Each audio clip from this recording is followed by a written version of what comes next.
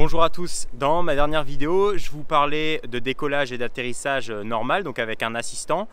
Dans la vidéo d'aujourd'hui, je vais vous proposer des solutions pour décoller et atterrir seul. Je regroupe le décollage et l'atterrissage seul dans une même vidéo, mais il faut savoir que pour moi, c'est deux sujets qui sont quand même bien différents. Puisqu'effectivement, l'atterrissage seul, pour moi, c'est quand même une manœuvre essentielle pour tout bon kitesurfer autonome qui se respecte. On ne sait jamais, il y a des tas de scénarios dans lesquels on va devoir poser où on n'aura pas accès à un assistant. Par exemple, si on doit poser de toute urgence le plus rapidement possible et qu'on est dans une zone où il n'y a pas grand monde. Tandis que le décollage seul, c'est une manœuvre qui reste complètement optionnelle. Donc on peut toujours choisir de ne pas décoller. Par exemple, on est moins bloqué quand on ne sait pas décoller seul. Maintenant, on va pas se mentir, savoir décoller seul, ça peut s'avérer bien pratique dans bien des situations. Et c'est pas particulièrement dangereux si on s'y prend bien. Donc c'est ce que je vous propose de voir aujourd'hui.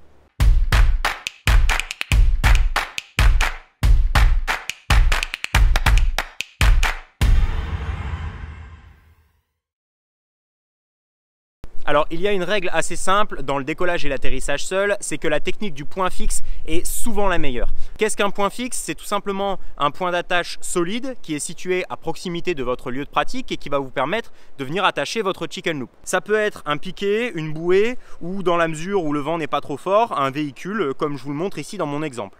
Ensuite, vous n'avez qu'à venir positionner votre kite en bord de fenêtre et retourner vous connecter à votre chicken loop avant de décoller. Pour l'atterrissage, c'est la même chose dans le sens inverse. Évidemment, on connecte notre kite en bord de fenêtre au point fixe et on va le poser tranquillement une fois qu'il est attaché à notre point fixe.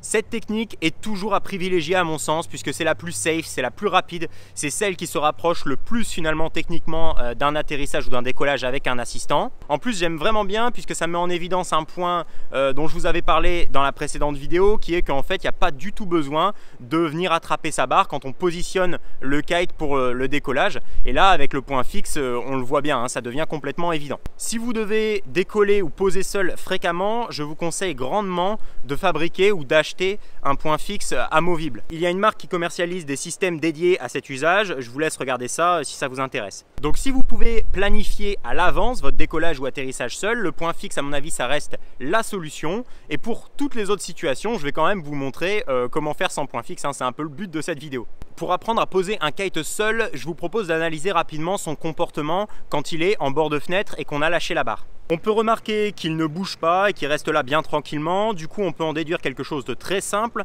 Tant que votre kite a une tension égale dans ses deux lignes avant et qu'il n'y a pas de tension dans les arrières, il va rester immobile en bord de fenêtre. Là, on va se concentrer, c'est pas le moment de planer, on va déconnecter le chicken loop et le leash du kite. Ensuite, on va se positionner au vent de ces lignes et on va commencer à remonter en conservant bien une tension égale dans nos deux lignes avant. Je fais une petite parenthèse, si jamais vous vous demandez pourquoi j'ai tout retiré, leash et chicken loop, c'est parce que si jamais la situation venait à s'envenimer pour X ou Y raison, je ne veux pas avoir la barre et les lignes qui traînent derrière moi et qui pourraient me revenir dessus.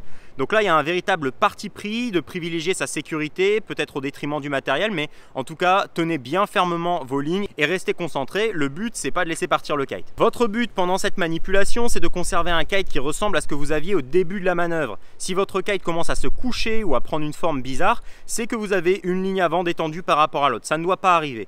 Remettez une tension bien égale et continuez à remonter progressivement vers votre kite. Une fois que vous êtes proche de votre cerf-volant, c'est-à-dire quand il reste 2 ou 3 mètres de ligne, attrapez la ligne avant du bas et lâchez celle du haut. Votre kite se couche sous le vent et vous pouvez alors le récupérer et le poser.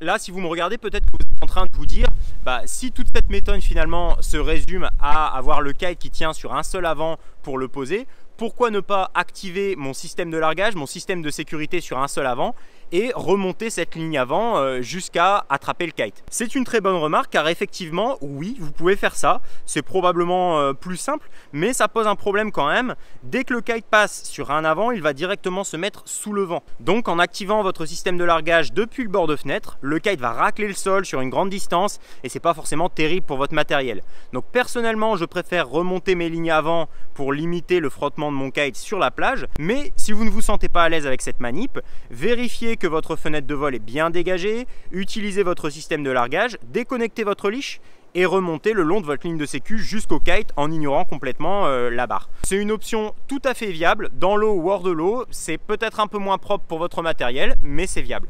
Concernant le décollage seul, c'est assez simple, puisqu'en fait il suffit de dérouler la procédure que je vous ai montrée dans la précédente vidéo, comme si on avait un assistant, sauf que là on va juste ignorer le fait qu'il n'y ait pas d'assistant, vous allez voir. On vérifie visuellement ses lignes, ensuite on vient connecter son leash et on garde le chicken loop à la main. J'avais insisté dans la vidéo sur le décollage avec un assistant, sur l'importance de garder un peu de tension dans les lignes avant. Ici c'est plus important que jamais, puisque vous voyez au fur et à mesure que je me décale, le kite commence à pivoter grâce à la tension qu'il y a dans mes avants et il commence à prendre le vent. Une fois que c'est bon, vous pouvez vous hooker et procéder au décollage. Notez encore une fois que je me hook au dernier moment, une fois que j'ai vu que tout allait bien, juste avant le décollage. Comme ça, si quelque chose ne se déroule pas comme vous l'aviez planifié pendant l'exécution de cette manœuvre, vous n'avez qu'à ouvrir votre main et laisser votre système de sécurité prendre le relais.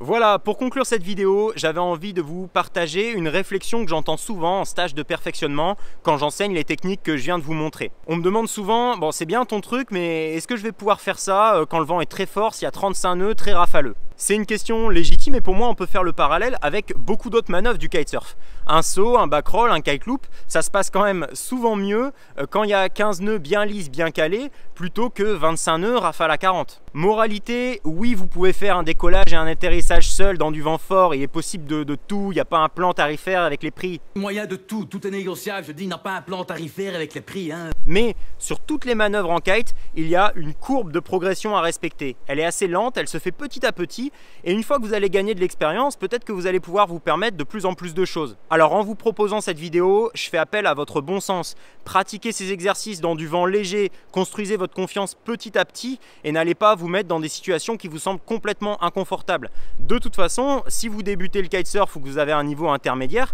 c'est probablement pas une bonne idée d'aller pratiquer seul dans des conditions de vent ultra fortes. Donc un décollage et un atterrissage seul ne vous serviront à rien dans des conditions très musclées. Voilà, je vous remercie d'avoir suivi cette vidéo et je vous dis à la prochaine.